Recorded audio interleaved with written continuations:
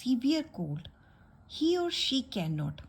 तो क्वेश्चन है, एक जो पर्सन है जिसको बहुत ज़्यादा कोल्ड हो रखा है, तो उसको क्या नहीं डिफ्रेंशिएट करने में प्रॉब्लम आएगी, क्या डिफ्रेंशिएट वो नहीं कर पाएगा।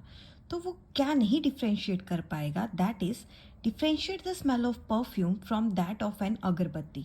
तो मतलब उसको फ्रेग्रेंस ही नहीं समझ आएगी कि ये जो फ्रेग्रेंस आ रही है या जो स्मेल आ रही है ये किस चीज़ की आ रही है, अगरबत्ती की आ रही है कि परफ्यूम की आ रही है। तो ये वाला है।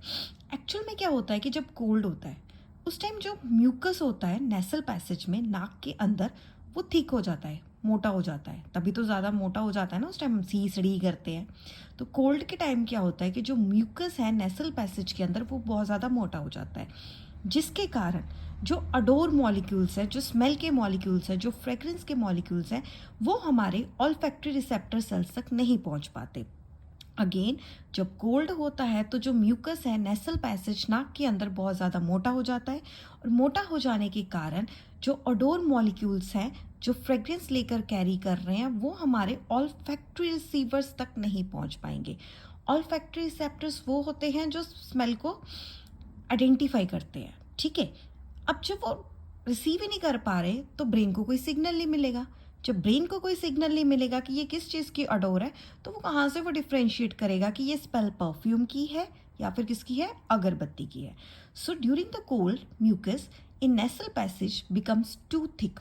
तो ठंड में हो गया हमारा कोल्ड में म्यूकस मोटा, so that adore molecules can't reach the olfactory receptor cells. तो जो आपके अडोर मॉलिक्यूल्स हैं वो अपनी टारगेट साइट रिसेप्टर सेल्स पर नहीं पहुंच पाए, जिसके कारण जो ब्रेन है उसको कोई सिग्नल नहीं पहुंचा। जब सिग्नल नहीं पहुंचा तो वो कहाँ से डिफ्रेंशिएट करेगा कि भाई ये अगरबत्ती है या फिर क्या है, परफ्यूम है। नेक्स्ट क्वेश्चन है ड्वार्फिज्म। ड्वार्फिज्म होता है शॉर्ट हाइटेड। ओके, तो जो ड्वार्फिज्म है वो किस चीज़ का रिजल्ट है? जो ड्वार्फिज्म है वो रिजल्ट है due to less secretion of growth hormone. जो ग्रोथ हार्मोन है उसकी सेक्रेशन के कारण ही हाइट क्या होती है, इंक्रीज होती है। अगर वो प्रॉपर या एग्जैक्ट अमाउंट में ना रिलीज हो, लेस हो, तो ड्वार्फिज्म होता है short height.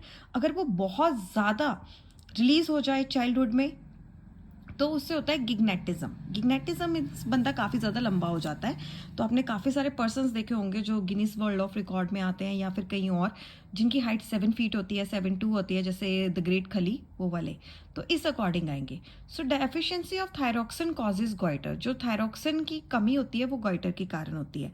So adrenaline is secreted in small amount. So ये जो एड्रीनलाइन है ये क्या होता है, बहुत थोड़े थोड़े अमाउंट में सेक्रेट किया जाता है, okay, all the time, but secreted in large amount to prepare our body for the action during the flight.